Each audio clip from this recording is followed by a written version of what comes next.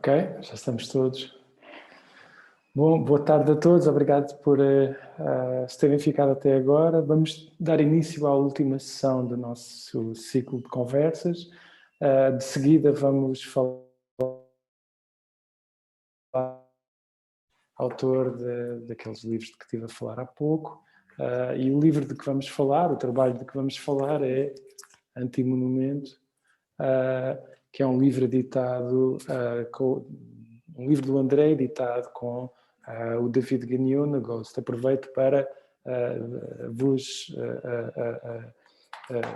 recomendar que vão direitinhos ao site da Ghost comprar o livro, porque vale a pena. Bom, sem mais demoras, vou pedir ao André e ao David que conversem um pouco sobre o livro e que o apresentem. E pronto, e agradecer mais uma vez o facto de terem aceitado participar. Ok. Boa tarde, André. Boa tarde, David. Agora é convosco. Alô, conseguem-me ouvir? Sim, perfeito. Então, André, como é que é? não sei, queres começar tu? Queres que eu comece eu? Sim, Obrigado. Tu. Tá bem, não sei se vai tentar mostrar um bocadinho o livro. Posso mostrar a maquete em PDF e não sei se talvez depois vendo vamos falando. Pronto. Ok, se calhar eu posso. O que é que eu posso dizer? Posso falar primeiro. Bom, a primeira coisa que me ocorreu quando vi as imagens dessa série do André, para mim, pronto, havia um impacto, digamos, plástico em relação às imagens. São imagens relativamente abstratas, não se percebe muito logo do que é que se trata. São imagens muito de fragmentos de uma escultura, de um monumento, que depois passamos a saber que é um monumento. E digamos que o primeiro foi um bocadinho o fascínio visual para as formas, as cores. O que é que eu fiz? E o que é que depois, a partir de uma certa altura, também essa relação com a luz que aparece no livro, ou seja, para mim esse monumento, enquanto objeto, ainda sem falar sobre a sua ideologia, o que é que parecia que estava a receber todas as luzes da noite, não é? Acho que são um tempo de exposição relativamente longo, mas isso o André vai poder detalhar sobre essa questão, mas é um monumento que de uma certa forma recebe a energia da cidade à noite, recebe todas as luzes que estão ali à volta, luz dos semáforos, luz da iluminação pública, e ao mesmo tempo a ver as imagens parece que a um certo momento há quase uma inversão, parece que é o próprio monumento que está a irradiar, está a restituir a luz, quase parece que a luz, de certa forma, também vem do próprio monumento. Pronto, isso é mais digamos, o aspecto plástico da série. Também são cores um bocadinho inesperadas. Por exemplo, este azul aqui não associa a uma atmosfera noturna. Há um lado um bocadinho fantástico, de facto são cores inesperadas. Aqui há o azul, há uma cor de cobre, há um verde mais de esmeralda quase. Pronto, há tudo esse fascínio e depois, evidentemente, entrando um bocadinho na carga ideológica desse monumento, que é um monumento ao empresário situa-se no Porto, que esse monumento tem uma história, que foi inaugurado em 1992 por Cavaco Silva, numa altura onde havia toda esse fascínio para a Europa, o facto de Portugal entrar, afinal, numa corrida para o progresso, para o modernismo, e isso era revelador também num estado de espírito, de uma sociedade a uma certa altura, e na altura, quando o André estava a fotografar esse monumento, estava em ruínas, estava a ser degradado, e estava essa relação, de repente, com a atualidade na altura, que era mais o período da crise económica e financeira em Portugal, em 2000, isso já estava a acabar, mas estávamos mais no fim, não é? 2014, 2015, e de repente aqui começou a fazer sentido, de facto, dedicar um livro, dedicar um objeto a esse objeto, tentando reforçar esse subtexto ideológico que o monumento transporta, não é? Que na altura, digamos que havia uma nova atualidade em relação à figura do empresário, começou a aparecer todo esse movimento da uberização da sociedade, do autoempresário, de uma certa forma, não é? Ser empresário de si próprio, montar a sua empresa, etc. E estávamos ali quase de uma forma metafórica a ver as ruínas do antigo modelo do empresário e de uma transformação do capitalismo e uma espécie de redução da figura do empresário enquanto herói para uma microescala individual. Mas também é importante dizer que em 92 o Cavaco Silva era o nosso primeiro-ministro e quando eu fotografei ele era Presidente da República, não é? São 20 anos em que ele está no poder e são 20 anos ao mesmo tempo de sonhos e de uma expectativa, não é? Não só a entrada de Portugal na Comunidade Europeia, mas quando eu fotografo nós estávamos sob a Troika, não é? E o FMI, estávamos em plena crise económica e pronto, é essa continuação em que há todo esse espelho, não é? Que é projetado neste monumento que teve esses 20 anos sob chuva e vento e sobre sim, o condições de vida. Ou seja, o contexto ideológico digamos, do trabalho também no livro está contextualizado com o texto de um filósofo de origem coreana que se chama, nunca me lembro do nome dele, Byung-Chul Han. E pronto, nós decidimos publicar um artigo onde de facto essa relação mais sobre o neoliberalismo aparecia. Eu vou só citar aqui uma passagem do livro que está a ilustrar um bocadinho o que eu estava a dizer há pouco. Então, o neoliberalismo transforma o trabalhador oprimido num empresário livre, um empreendedor de si mesmo. Hoje, cada um de nós é um trabalhador que se explora a si próprio na sua própria empresa. Cada um de nós é mestre e escravo da sua mesma pessoa. A própria luta de classes transforma-se em si numa luta interna de cada um consigo próprio. Hoje, aqueles que não conseguem atingir o sucesso culpam-se a si próprios e sentem-se envergonhados. As pessoas veem-se em si próprias e não a sociedade como um problema. Pronto, isso era mesmo para marcar, ou seja, essa série que é muito bonita em termos formais, em termos de cromática, a minha sensação, a nossa sensação, acho eu enquanto editor, pensei que era bom também confrontar isso com um discurso muito mais direto, muito mais politizado. Isso também se reflete no próprio título, não é? Nós chamamos esse livro, acho que a série não tem título, não é, André? Não, a série faz parte da exposição que se chamava Depois. Ok.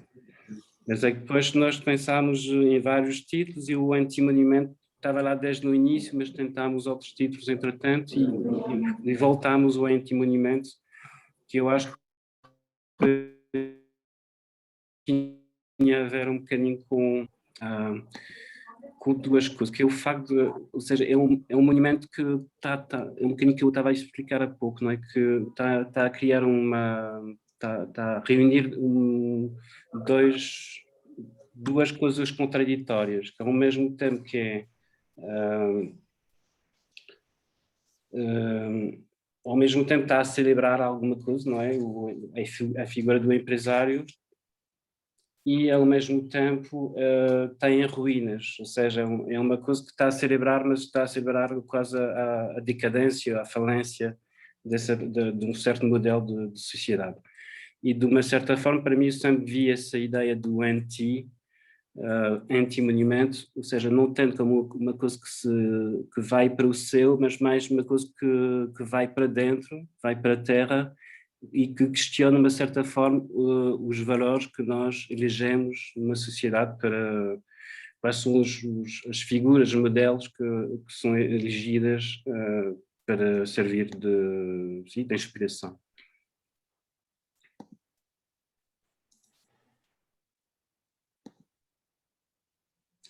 Aqui em relação também ao próprio monumento, acho que é uma coisa também que não conheço muito bem, não sei se há muito exemplo do trabalho do André, mas a primeira vez que eu estava a ver ele se dedicar mesmo a um objeto. Ele fotografa, para mim ele fotografa o monumento em vários ângulos e quase está a dar a volta ao monumento. Não sei se no seu trabalho há mais exemplos disso, ou seja, de repente não é tanto a ocupação de um espaço, de um território, de uma cidade, é mais o dedicar-se ali a tentar retratar, não sei se é a palavra exata, um objeto. Isso pronto, aqui na imagem estamos a ver é o texto do filósofo, pronto, e acaba aqui. Mas isso também queria mostrar um bocadinho para mim sempre nessa ideia do objeto e da escultura, ou seja, para mim o livro também tinha a necessidade de funcionar um bocadinho como uma escultura, ou seja, era importante poder fazer isso, ou seja, criar também o próprio objeto é vertical e ao mesmo tempo as fotografias são horizontais. Por isso mas para mim era importante quase criar um objeto que pudesse ficar de pé, um bocadinho quase em termos de mimetismo com o próprio monumento.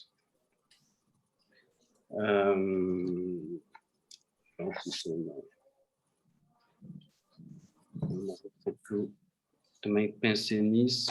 Ou seja, o próprio objeto se transformar quase numa escultura.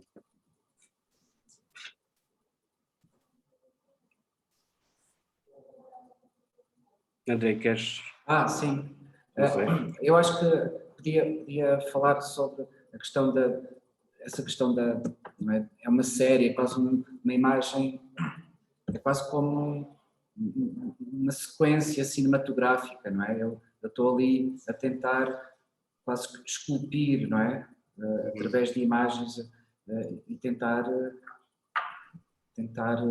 construir um novo olhar sobre este monumento. Ninguém vê este monumento desta maneira porque ele não existe, ele não tem estas cores, ele não tem estas formas. É uma coisa enorme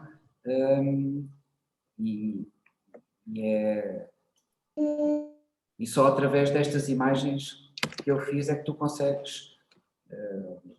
Só estas imagens só são possíveis de as ver porque eu as fiz desta maneira, porque tu não tens esta relação, não é, com aquele objeto. É importante referir também esse contexto todo social, económico e político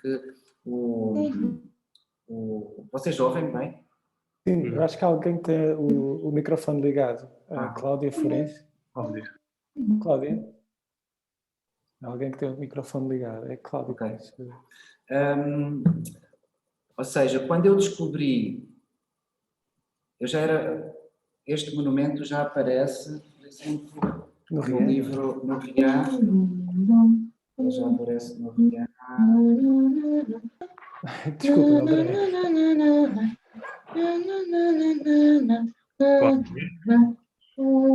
Cláudia, estás a ouvir? Cláudia? O host pode tentar ligar o microfone. Okay. Bom, agora ela já não aparece. Já desligou. Sim, ok. Desculpa, André, vamos continuar. Eu estava a dizer que este monumento já tinha aparecido no Rian. Estava aqui a tentar buscar a imagem, que é esta, não é? Ou seja, este círculo, não é? Que é o mundo, nem sequer aparece nestas imagens do antigo monumento, mas aparece aqui um pouco de uma parte, não é? Ou seja, só passado muitos anos é que eu me aproximei deste lugar que me fascinava e que fica num cruzamento, uma parte do Porto, que é já a parte mais burguesa, não é? Que é a Foz e ali a Avenida Boa Vista, e que eu descobri que de facto tinha sido inaugurado pelo Cavaco Silva. E como nós estávamos em plena crise, não é? E tinha começado a fazer um novo projeto, que era o nome é Depois, que faz parte de uma trilogia, ou seja, o primeiro livro é o Ontem, que são de 2005 a 2010, depois tens o Rian que mostrei, que é de 2009 a 2012, e 2012 a 2016 é o Depois, não tenho esse livro, mas esta ideia deste monumento dá toda a força e dá, no fundo, o conteúdo para construir o projeto que foi depois mostrado no Museu do Chiado, e depois já o livro e não sei o quê, e que fazia para mim todo o sentido, fechava aqui um ciclo, não é? Enquanto no Ontem tu tinhas estamos a falar de cidades, não é? Estamos a falar de fotografia, mas a cidade neste tempo, quando eu acabei em 2010, e passado estes 3, 4 anos ou 5, a cidade era quase outra, estava-se a transformar. Havia aqui ainda uma ideia muito forte de falência, havia uma grande relação, e aquilo, no lado que eu me centrei foi mais no lado humano, fotografias. Este livro vai da periferia até à cidade, em que tu de facto consegues perceber, através das paisagens e através das imagens das casas das pessoas e os retratos e tudo, o contexto que se está a falar, não é? É uma coisa muito mais centrada num lado mais documental, que era para mim muito, muito importante falar nesta altura. O Rian entra mais dentro do corpo, uma visão muito mais abstrata, mais visceral, uma coisa muito forte, em que tu não percebes onde é que tu estás, perdes completamente a noção, não é, do espaço, e o Depois que estes 3 livros é o mesmo território, são as mesmas pessoas, as mesmas ruas, é tudo, só que no Depois é quase como um lado mais sonâmbulo, é quase como se a cidade se transformasse numa outra coisa que é um território mais imaginário, mais meu, talvez, uma coisa ainda mais pessoal, mas em que todos os problemas e todas as questões estão exatamente como neste livro e estão na vida como nós conhecemos no dia a dia, mas nesse olhar que tenta criar um espaço mais imaginário, mais não sei, mais louco, de desprender-se um bocado da terra, não é? Uma coisa que leva para uma outra coisa. E de facto este anti-monumento é é uma sequência que é muito, muito importante, porque dá no fundo a estrutura, não é? Dá aqui não é, David? Posso fazer uma pergunta, André? Sim. Eu tenho, não sei, é uma intuição, mas não sei até que ponto foi um processo consciente, ou se é erro de percepção meu, ou se é, não sendo um erro de percepção, se é completamente acidental. É que me parece que uma forma como o anti-monumento se prende com as outras imagens todas do depois, é que, eu dizia isso há pouco na minha apresentação, é que todo o espectro cromático do depois está nestas imagens. Todas as outras imagens, as cores que têm, estão aqui. É como se este objeto refletisse os males do mundo, por assim dizer, não é? Quer dizer, tem as cores de tudo à volta, não é? Ou dá as cores a tudo à volta, não é? E nesse sentido é quase como por via deste refinamento cromático muito buscado, se transformasse este objeto, como eu estava a tentar explicar há bocado, num bode expiatório de todos os males, que é preciso desmanchar, reconfigurar. Sim, sim, sim. Esse aspecto, ou seja, há um Pantone que é sempre, para mim é muito importante, neste livro, que se vires o livro todo, há uma cor que se liga a todas as imagens. Depois no Rian vais para o preto e branco e no depois também tens aquela linha cromática muito forte que é feita pela noite, o reflexo, não é? E no depois, só para terminar, não há pessoas, não é? É um mundo sem pessoas. As pessoas desapareceram. E enquanto aqui me centro muito nos corpos e no retrato e tudo isso. David, ias dizer uma coisa? O que é que eu ia dizer? Não, eu acho que também em relação ao que o André estava a dizer agora, eu acho que às vezes eu acho que aqui o Anti-Monumento é um projeto um bocadinho a par no trabalho do André, no sentido que eu acho que é um trabalho mais de... Ou seja, a forma que eu vejo o trabalho do André em relação à cidade, mas isso depois podemos falar sobre isso, que é mais, às vezes eu vejo mais o André a tentar fotografar a sua relação com o mundo, ou seja, ele não está muito não está a fotografar o que ele está a ver, está a fotografar o que ele está a sentir, de uma certa forma. É uma relação muito intuitiva, muito... é mais uma introspecção.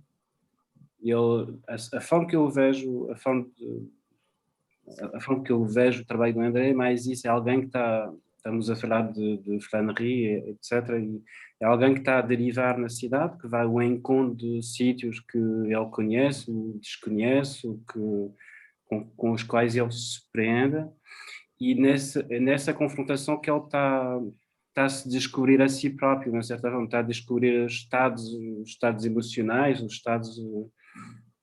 Pronto, isso é um bocadinho a forma que eu vejo o trabalho do André quando ele está a trabalhar na cidade. Por exemplo, eu vejo o trabalho do Ballad of Today.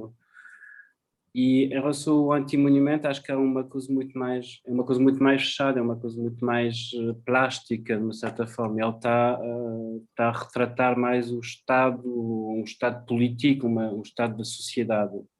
Não sei se queres comentar sobre isso, André. Não, é isso. Para mim, o mais importante na fotografia, e por isso é que eu sou fotógrafo, é que as coisas me marquem, não é? Eu lembro perfeitamente quando encontrei o monumento, o êxtase em que fico, não é? Começas a tripar e é isto, andas anos na rua e à espera de um momento como aquele, porque aquilo sintetiza tudo aquilo que tu sentes e as coisas estão, não é? Existem, mas tu não sabes que existem e há um confronto meu com determinadas coisas que eu não sei explicar porquê e quando isso acontece, claro que há há esse orgasmo, ou seja, da forma como tu quiseres chamar, que é de facto o momento em que tudo faz sentido e há essa explosão, não é? Tua, emocional e poética e artística, em que de facto, pronto, consigo fazer as imagens que andava à procura. E não sei explicar porquê, mas é isso. O depois é construído sempre à noite, sei lá, quando a cidade adormece, num tempo muito preciso. Também houve outra coisa que marcou muito, foi nessa época de crise, a Câmara do Porto desligava as luzes da cidade, das ruas, então as ruas eram completamente negras, e era uma coisa incrível. E foi isso que me levou a fazer o depois, que é uma cidade sem é a mesma cidade, mas um outro, não é? Esse sonambulismo, seja o que for, em que tu de facto consegues projetar uma série de situações que nós estamos a falar, políticas, económicas e sociais, através do estado em que as coisas se encontram. E acho que o Antimonumento reflete muita coisa, e para mim a questão do Cavaco Silva é essencial, porque eu apanho 20 anos da minha vida com ele e é um trauma, não é?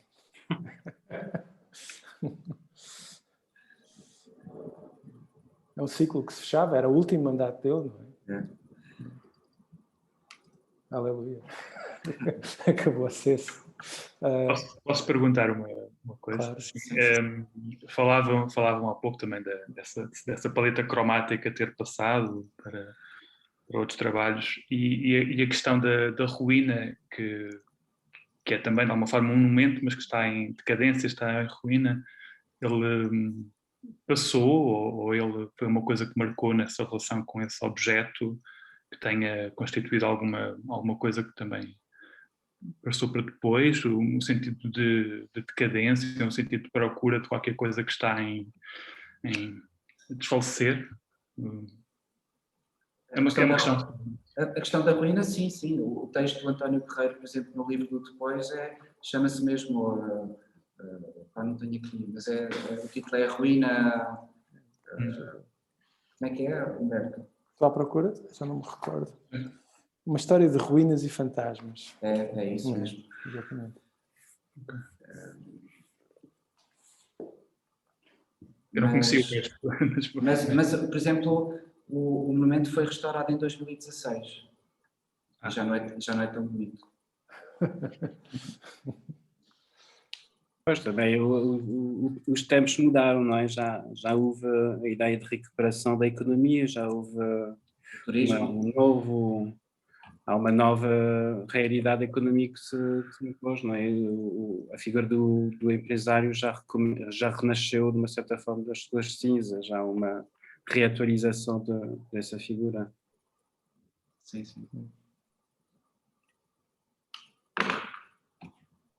Não, uma pergunta ao André.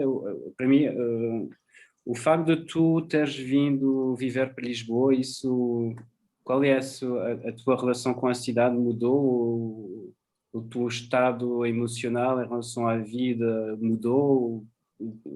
Como é que se processa essa adaptação, se há adaptação? Sim, eu acho que, não sei, para quem viu a exposição e o Ballad of Today,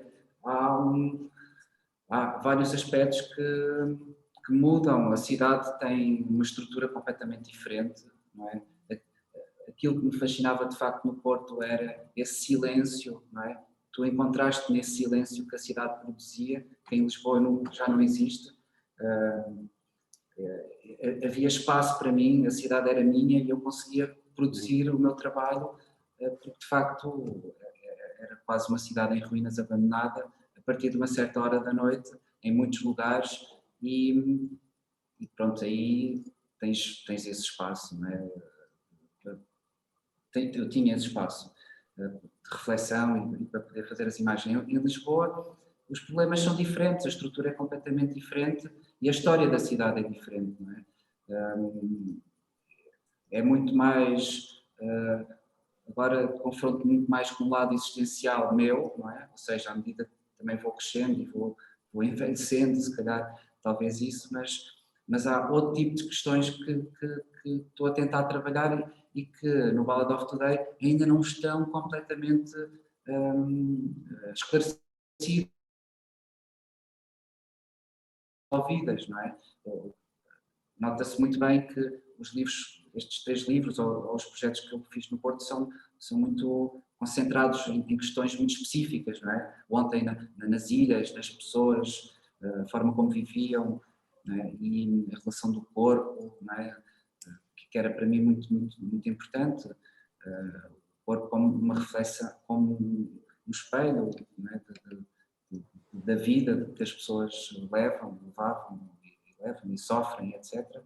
E aqui, esse lado tão íntimo e tão direto, ainda não sei, não é? Eu não consigo fazer um projeto com o qual não sinta, eu não posso ir fotografar para a periferia de Lisboa se eu não entender aquilo, se aquilo não for uma coisa que de facto consiga mesmo perceber que há coisas que eu preciso dizer sobre aquilo, não é? Por isso há ainda esta exposição era muito clara, né, nesse sentido, não é? Tu tinhas um percurso, não é? No fundo, um percurso sobre a cidade que era pontuado por imagens que tinham sempre a ideia de uma procura, não é?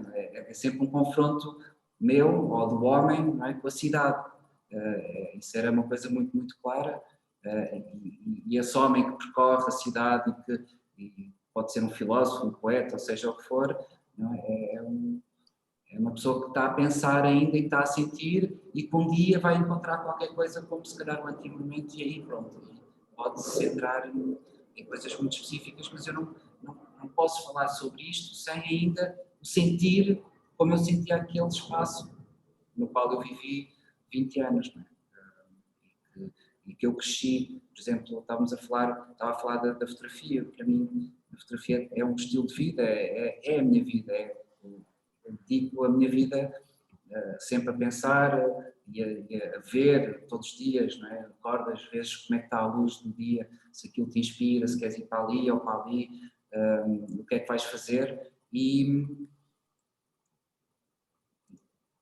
o facto de eu ir para certos lugares e fotografar com certas pessoas, aquilo é muito forte e marca-te, não é? Eu depois de estar 5 anos a fotografar para o livro para ontem, eu estava num estado lastimável, quase e interiormente envolves-te tanto, não é? Que aquilo faz-te mudar também como pessoa, porque estás a viver coisas que são muito, muito fortes e também, não é? No caso do depois, tu andares durante semanas e semanas na cidade sozinha, só quem anda na cidade sozinho, à noite são os cães e os lobos, não é? Quer dizer, tu não encontras... e é esse confronto que para mim me interessa, não é? O meu confronto com a realidade, com a vida, e que isso me marque, não é? E que eu consiga, de facto, sentir e conseguir fotografar, porque às vezes demora muito tempo. No Ballad of Today tive quase 3 anos a fotografar e acho que nunca trabalhei tanto com um projeto como esta exposição e com o livro, por causa disso mesmo, porque eu precisava de entender, então precisava de andar muito, precisava de estar muito, muito com a cidade, não é? A cidade tem uma personalidade, as cidades são como as pessoas, não é? Tem uma estrutura quase humana, não é? Que é dividido por imensas coisas, mas eu acho que as cidades são como as pessoas. Posso fazer uma pergunta, André? Tens que as conhecer, não é? Posso fazer uma pergunta? Sim. Hoje de manhã estavas a falar do encontro no Porto com a cidade vazia e agora fazer uma pergunta que o David propôs ou considerou na parte da manhã e agora era interessante ouvir também falar sobre isso. Como é que uma pessoa que passou anos a percorrer uma cidade quando ela está vazia lida com as cidades agora que estão completamente vazias. Com esta experiência, qual é a tua perspectiva sobre isso? Eu também gostava que o David falasse sobre isso, que ele também está a fazer um livro e está a trabalhar sobre essas questões. Eu não consigo falar ou perceber ainda o que está a passar porque ainda não tenho recuo suficiente. Então não trabalhei, mas não tive obviamente olhos fechados, mas não é muito inspirador, a meu ver, porque tu não tens feedback, não tens confronto, não tens estímulos, as pessoas estão de máscara, as pessoas não se olham, as pessoas estão isoladas, não há energia, não é? E não há contaminação, não há vida quase, não é? A cidade pode ser muito bonita, vazia, mas se calhar é bonita, vazia, mas é vazia interiormente, não é? E eu não tenho nenhum problema com as pessoas que fotografam isso, mas a mim não é isso que eu quero. Eu quero coisas mais fortes, mais verdadeiras, e ainda não percebi bem, no estado em que nós vivemos, o que é que isto nos vai fazer como nós humanos, quais são as consequências que isso vai ter para nós, não é? Porque isto é tudo muito estranho, não é? Isto não é muito natural, não é? O que nós estamos a viver. O facto de estarmos aqui todos a olhar para um ecrã não é muito natural, não é? Claro. Devemos questionar, e acho que essa é a nossa posição, não é? Nós devemos interrogar-nos, e a mim as coisas levam muito tempo até perceber, porque, acima de tudo, espero aquilo. No meu trabalho tem que haver verdade, tem que haver mesmo honestidade, verdade, e eu não consigo falar de coisas que ainda não tenha resolvidas ou sentidas, ou seja. Mas eu gostava muito que o David, nós falámos ontem um pouco sobre isto, o que é que ele sente sobre este estado em que vivemos. Sim, falámos um bocadinho sobre isso de manhã. Não, eu acho que eu parti contigo essa ideia de ainda não há muita distância para perceber o que é que se passa, como é que as coisas estão a mudar, por onde estão a mudar, e é difícil de apanhar a realidade desse momento. Não é que não seja interessante, não é? É interessante, mas Sim, é muito fresco, não é? Uma coisa muito... É difícil porque é quase tentar apanhar uma ausência, é alguma coisa que está ausente. É isso que estávamos a falar de manhã com a Susana, que é há um vazio que pode ser um potencial, há um vazio que é mesmo, parece que tudo desapareceu, que não há nada ainda, o ar não está a carregar ainda nada de potencialidade. Sim. Existe poesia no vazio? O quê? Existe poesia no vazio? Porque aqui eu acho que o elemento que marca é a ausência, o facto de não haver. E neste caso, ou seja, se o olhar está dirigido para essa ausência, é evidente que não se encontra nada. Agora, de certeza que está eventualmente a nascer algumas coisas em algumas partes da cidade, se calhar não são nos sítios habituais, se calhar há uma outro tipo de... Há alguns acontecimentos que estão a acontecer por causa dessa pandemia, ou de pessoas que estão a resistir, ou que estão a adaptar-se a essa situação, e estão a criar uma nova forma de viver a cidade, uma nova forma de viver clandestinamente, uma vida social, etc. E aqui acho que, de facto, isso podem ser eventualmente alguns exemplos de uma forma de se reapropriar o espaço público, etc, etc. Mas, de facto, quando eu saio na minha rua, só vejo o que é que está... De uma certa forma, estou a rever um bocadinho o que é que aconteceu há 10 anos, com a crise, com as lojas que estão a fechar, mas de uma forma definitiva, já não é só temporária. Há uma espécie de flashback, de vez em quando, dessa realidade, sabendo que, entretanto, já houve bastante mudanças, nomeadamente com o turismo em Lisboa, ou seja, houve marcas, a cidade já mudou, mas volta aparentemente num estado pré-crise. Pronto, é isso que eu estou a sentir neste momento. Pois, eu sinto o que é que eu estou, eu penso muitas vezes, mas o que é que eu estou aqui a fazer? O que é isto? Andares no pico e a cidade vazia, pá, a vida para mim não faz sentido nenhum. Assim. Claro que tu tens que sobreviver, mas eu interrogo-me sobre uma série de coisas que são se calhar até interiores existenciais, num momento da vida em que eu sinto isso, é que não faz, para mim não faz muito sentido viver assim. Susana, estavas a fazer um gesto de pedir para falar? Não, apareceu-me. Acrescentando, não sei se alguém quer dizer alguma coisa, mas acrescentando aquilo que o André disse, faz-me pensar numa coisa. Ele perguntava se há poesia no vazio. E realmente é desolador uma pessoa sair e para um fotógrafo que até procura espaços vazios, parece que se torna fácil demais, não é? Está sempre vazio. As coisas perdem o desafio desaparece. Mas além disso, eu percebo o que ele está a dizer. Há uma vibração que desaparece. Essa vibração faz-me pensar no seguinte: se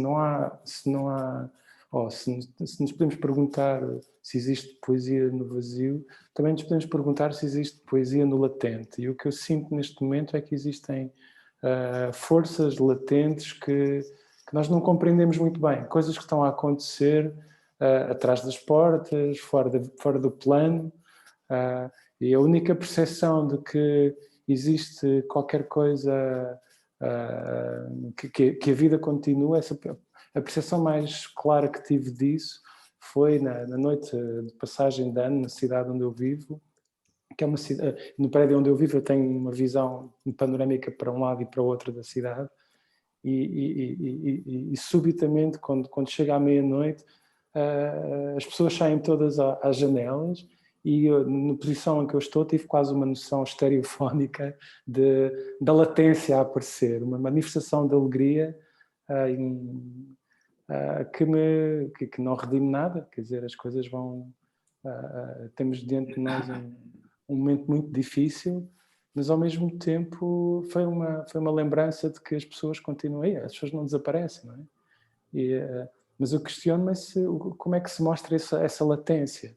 Como é que um fotógrafo pode lidar com essa latência? No momento em que, aliás, nem é muito... Eu não sei qual é a legislação relativamente ao trabalho fotográfico, mas ainda ontem via na televisão alguém que foi multado por estar a comer no carro. Quer dizer, uma pessoa nem se sente bem, por todas as razões, a sair para a rua com a câmera, a interpelar alguém, a montar o tripé em algum lado. Quer dizer, é estranhíssimo. Não, era só um comentário. David, queres falar sobre as coisas que estás a fazer agora, relativamente... Sim, eu faço parte de um grupo também de investigação sobre as representações visuais de Lisboa, e já organizámos 2 encontros. Eu estou a organizar isso com a Catarina Botério e a Ana Dot, do Teatro do Bairro Alto. E já organizámos uma primeira sessão com a volta do livro do Arquivo Municipal de Lisboa, não é? De Lisboa anos 90, e nós tivemos hoje de manhã o Paulo Catrica e o Pedro Leitria, que apresentaram algumas das fotografias que fazem parte desse projeto. E depois organizámos uma segunda sessão em dezembro do ano passado, e desta vez focamos mais na parte de Lisboa durante os anos da crise, entre 2000 e 2010, mais ou menos. E é uma coisa que constatamos de uma forma evidente, quase, era uma mudança muito forte na forma como os fotógrafos estavam a olhar para a cidade, estavam a olhar para o seu cotidiano, e tanto como no contexto da encomenda do arquivo havia uma relação mais de mapear o terreno, de mapear a cidade de Lisboa, sobretudo numa altura 90, ou seja, o livro acho que sai em 99, era o período mais das obras em Lisboa, da exposição internacional, não é? De 98. Havia muitas mudanças e os fotógrafos ficavam muito interessados nessas mudanças de infraestruturas e da paisagem. E em relação à segunda sessão, que era mais perto da crise, nós constatamos que, de repente, os projetos fotográficos eram mais ligados a uma vivência muito mais pessoal, mais uma experiência individual da cidade, ou seja, coisas mais viradas para dentro quase. Pronto, isso foi foi uma espécie de surpresa também de constatar isso. E agora estou muito curioso de saber um bocadinho como esses olhares podem evoluir, não é? Houve em Lisboa, nos últimos 10 anos, muitas mudanças com a crise, depois o boom do turismo e agora este estado de abandono da cidade. E estou muito curioso de saber como é que, se houvesse um projeto de encomenda fotográfica, como é que os fotógrafos iam se confrontar com a cidade. Pronto, é um bocadinho isso. Eu acho que isso era um grande projeto. Tem havido muito pouco isso em Portugal. Acho que há muitos anos que já não há assim encomendas sobre o território. Né? Eu acho que isso podia ser super interessante. Estou a tentar montar isso, mas vamos ver se é possível.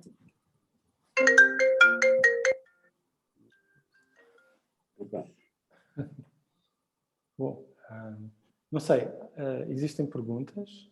É o momento para serem colocadas, se houver.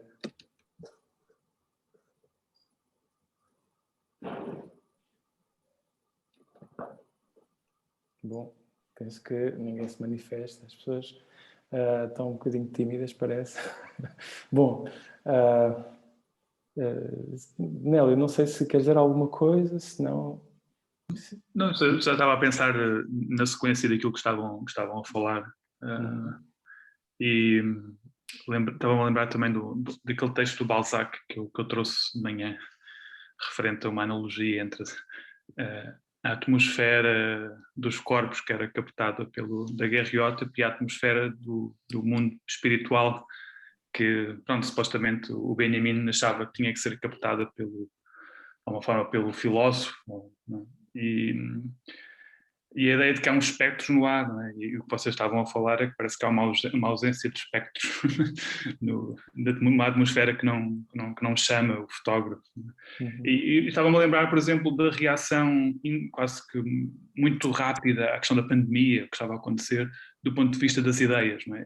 E a quantidade enorme de coisas que se escreveram logo depois da pandemia, de filósofos, pensadores, toda a gente a querer acrescentar qualquer coisa ao que estava a acontecer, e de como isso também se esboroou com uma espécie de cansaço, porque já toda a gente ficou um pouco embrutecida e incapaz de pensar, e como, do ponto de vista imagético, sempre foi muito difícil, não é? Tipo, sempre foi muito, ao mesmo tempo, houve uma sedução muito imediata também pelo vazio, né? Porque aquilo parecia corresponder a qualquer coisa que vinha também desses primórdios da fotografia, um vazio produtivo, não é? E o ATG, aquela atmosfera que o ATG dava a pensar, e que é uma atmosfera de limbo, não é? De limbo em que qualquer coisa já está a ser preparada, não é? Eu não sei, estamos todos à espera que se consiga captar se há alguma coisa aí no ar. Em relação ao que o David estava a dizer também, eu acho que o trabalho sobre a cidade e muitos trabalhos interessantes sobre a cidade são aqueles que mostram as ambiguidades do tempo histórico, ou de um objeto como esse, o antimonumento. São as próprias ambiguidades, ao mesmo tempo que é um monumento que quer erigir qualquer coisa como uma figura tutelar, mas por outro lado mostra uma ruína, mostra o abandono. E são esses objetos ambíguos, esses objetos que são vestígios, como o Filipe estava a mostrar. E acho que está por fazer esse trabalho de mostrar as ambiguidades dos últimos 10 anos, as ambiguidades dos últimos 20, se calhar, mas sobretudo dos últimos 10 anos, o que é que aconteceu antes da crise, na crise e depois da crise, e o que é que vai acontecer, o que é que está a acontecer nesta crise e que se está a preparar numa espécie de um desejo de retorno a qualquer coisa normal. E acho que sim, acho que faz falta esse projeto. Já participei numa dessas conversas e eu, como ficou claro pela manhã, gosto muito desta da ambivalência e do modo como os fotógrafos também nos conseguem pôr a pensar com coisas muito concretas e a refletir nestes objetos que são cindidos e que apontam para qualquer coisa que é outra também. E ficamos à espera, fica à espera. Sim, tu tens o 11 de setembro, não é? Que é um marco, de facto, faz mudar o mundo para sempre. E agora tens esta situação, que eu acho que também há coisas que já não têm retorno, há coisas que vão mudar e que já não voltam para trás, mas é tudo, acho que são momentos históricos em que de facto vão marcar e é preciso refletir, não é? É preciso, não é? Como o antigo momento, não é? Os 20 anos do Cavaco, há aquela estrutura e os fotógrafos irão, os artistas, os pensadores, toda a gente irá certamente produzir, mas acho que ainda é cedo, não é? A meu ver, para mim, ainda é um pouco cedo tentar aqui, sei lá, sintetizar de uma forma, através de palavras que eu nem sequer sou um grande orador, mas aquilo que pode vir a acontecer, aquilo que se pode, não tenho assim propriamente uma ideia muito concreta, mas uma coisa eu sei, acho que isto é um momento muito forte.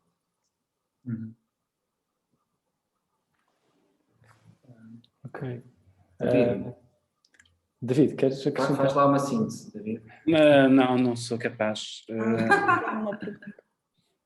Não, acho que eu sempre a repetir um bocadinho a mesma coisa. Acho que estamos a confrontar com uma coisa que não tem ou seja, o 11 de setembro é tipo um espetáculo, não é? Uma coisa enorme, tem uma imagem, toda a gente se lembra das imagens do 11 de setembro.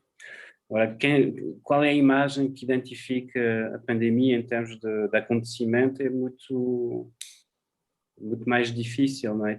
Visualmente não é um evento assim tão que é muito que se consegue identificar. Mas isso, ou seja, acho que estamos mais à espera um bocadinho das consequências, de ver as consequências. Eu acho que sim. Do que tentar mostrar a realidade atual. Porque é meio inevitável, fala-se sempre sobre isto, mesmo que não se queira falar, há sempre esta questão, não é? Que, no fundo, domina muito o nosso pensamento e as conversas. Não é?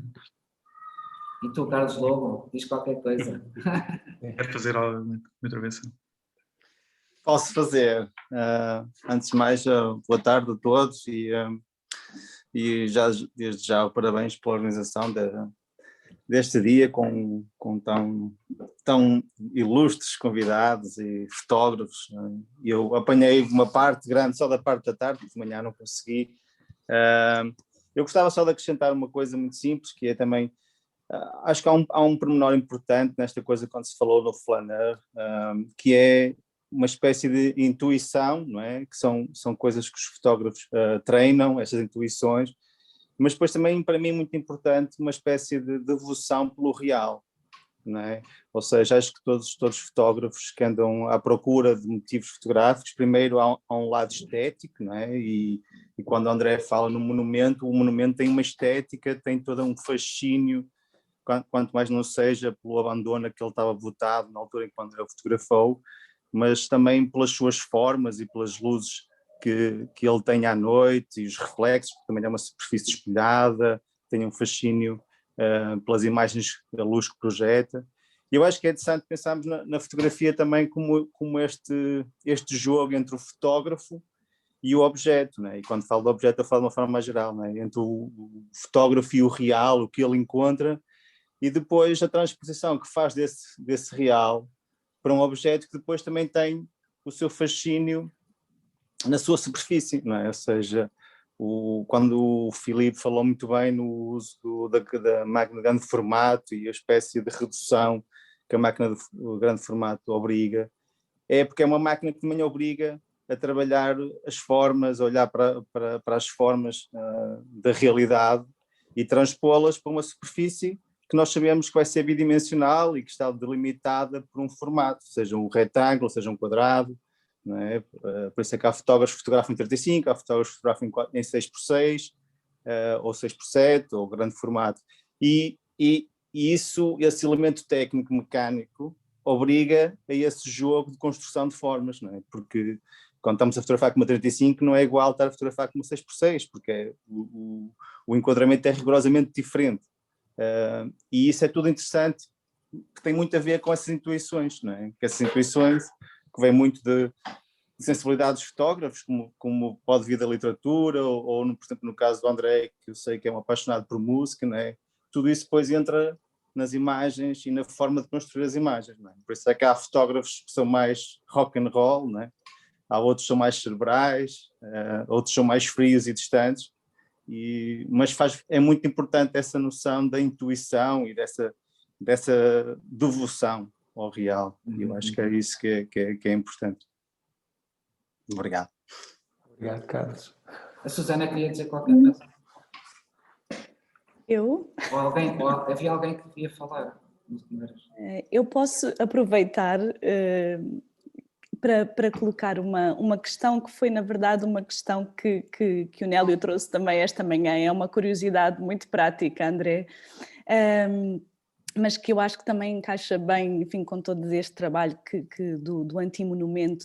Nós temos uma curiosidade sobre uma fotografia que estava agora também patente na exposição do Matt no Ballad of Today, que é sobre um outro monumento que não o do empresário, que é aquela figura do Atlante que está na base do Marquês de Pombal, que é uma figura de grande tensão e que, enfim, no meu caso particular, essa imagem tem uma história. Eu trabalhei durante algum tempo na minha investigação o livro do Chris Marquer sobre Portugal, um livrinho da Petite Planète, onde há uma imagem absolutamente maravilhosa e muito, muito forte, não é? desse Atlante, que no contexto daquele livro, que é um livro crítico do Estado Novo, nós não conseguimos lê-la bem sem questionar toda a ideia de um país que está oprimido ou subjugado, não é? Há ali um esforço de libertação qualquer que a imagem nos evoca. E, na verdade, durante esses anos, isto é mesmo só uma pequena história pessoal, durante muito tempo eu fui interpelada por aquela imagem e não sabia onde é que ela era. Portanto, eu passei bastante tempo à procura onde é que está aquela figura que deve ser na cidade de Lisboa. Ela estava identificada como tal e houve um dia que tive assim um momento eureka, não é? A passar na rotunda do Marquês e que encontrei finalmente a figura do Atlante. A minha questão, só para dar um pouco o enquadramento também desta curiosidade, no fundo é tentar perguntar-te duas coisas, não é? Se é uma imagem citação de alguma forma, ou qual é a tua leitura e qual foi também o processo nessa espécie de revisitação daquele que é também um monumento que tem um enquadramento e que pode ter uma leitura totalmente diferente daquela que tu lhe dás no encontro que fazes com aquela figura. Ouvir-te um bocadinho sobre isso. Eu sou muito instintivo, quer dizer, eu se calhar estava à procura de um outro antimonumento e só encontrei aquela figura. Mas quando tu fazes um projeto, não é, desta dimensão, aquele momento específico, não é, daquela força, não é, que é o homem carregar o mundo às costas, é altamente simbólico e eu acho que era essencialmente essa questão que a mim me interessava, não é? Essa relação histórica e a relação simbólica, não é? Porque eu estou a falar do homem, estou a falar de mim, estou a falar de nós, não é? Da nossa posição, que era aquilo que eu estava a dizer, na nossa posição no mundo, o que é que nós estamos aqui a fazer, não é?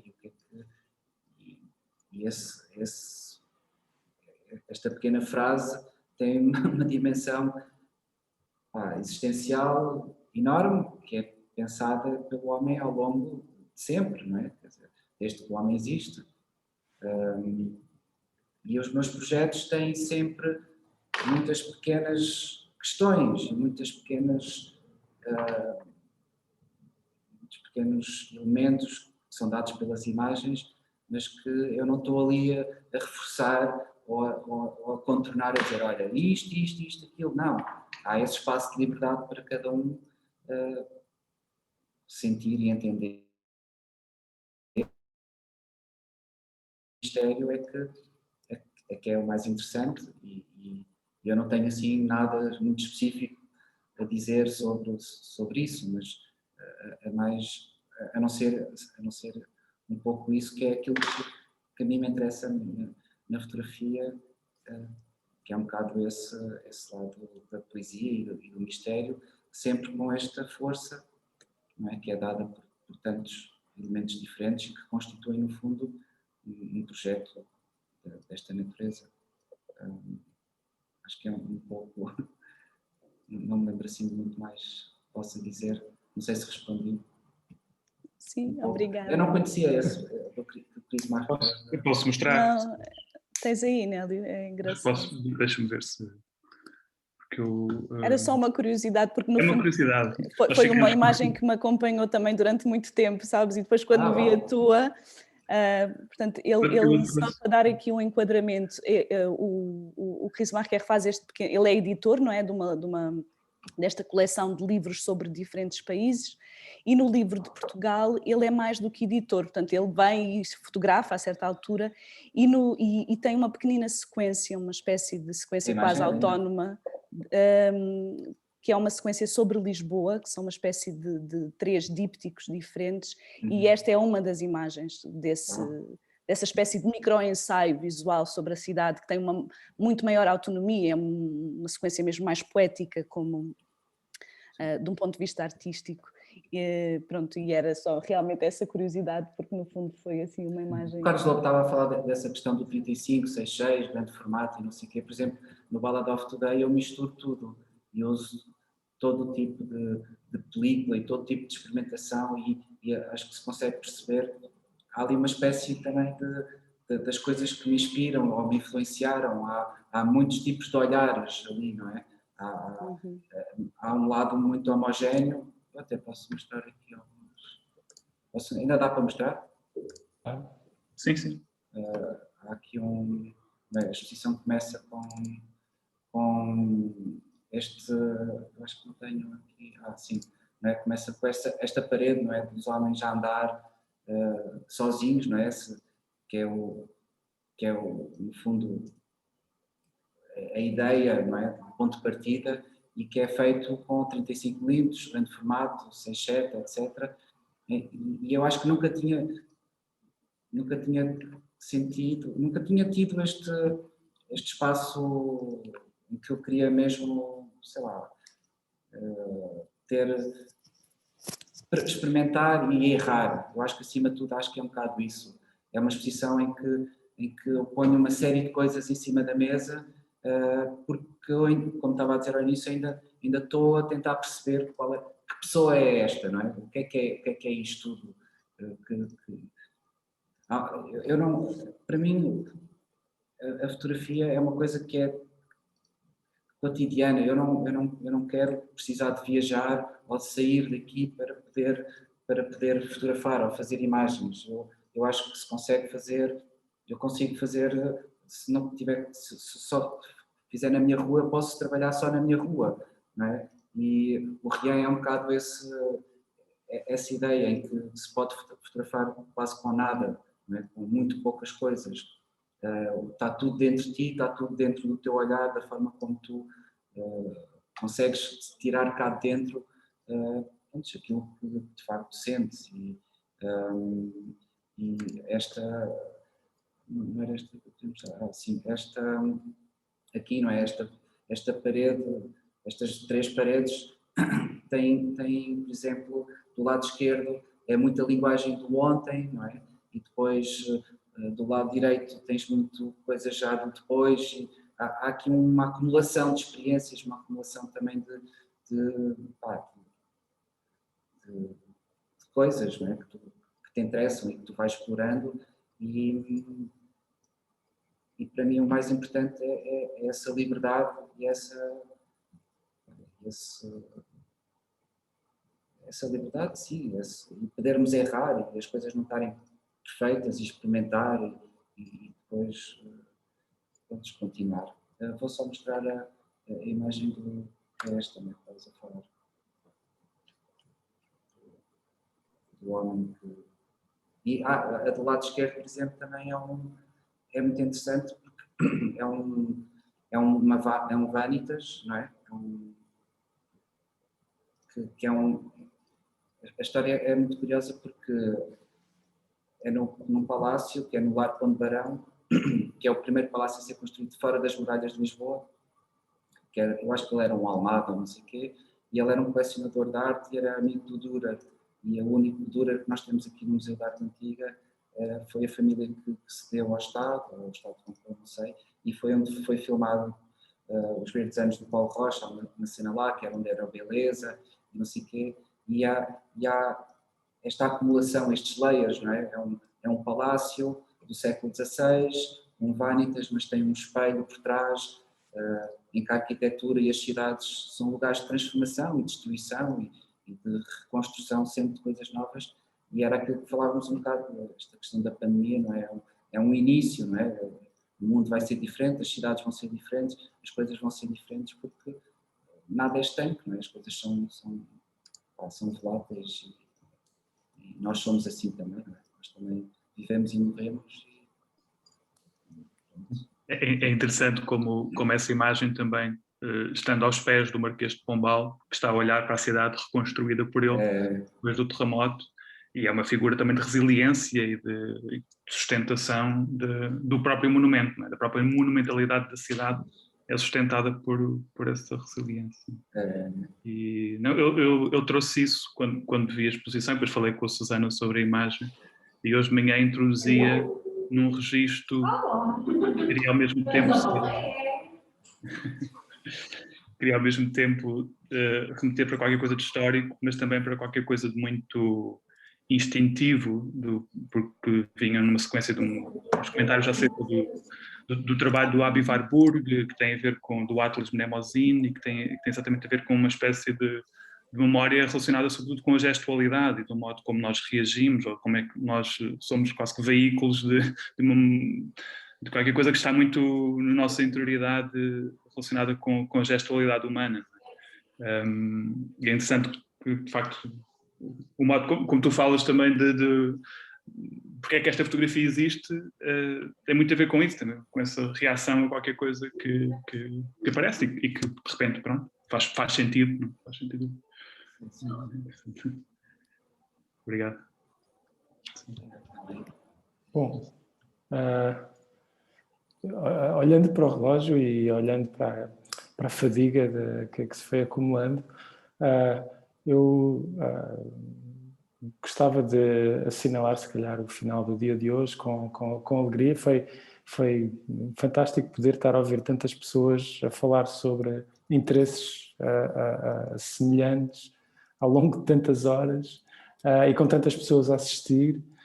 Gostava de assinalar mais uma vez a qualidade elevada de tudo o que foi dito. Foi uma discussão estimulante e que abre outras discussões, nomeadamente o projeto a que o David se referia há pouco. Certamente será uma boa ocasião para voltarmos a falar com ele no futuro no âmbito do nosso projeto.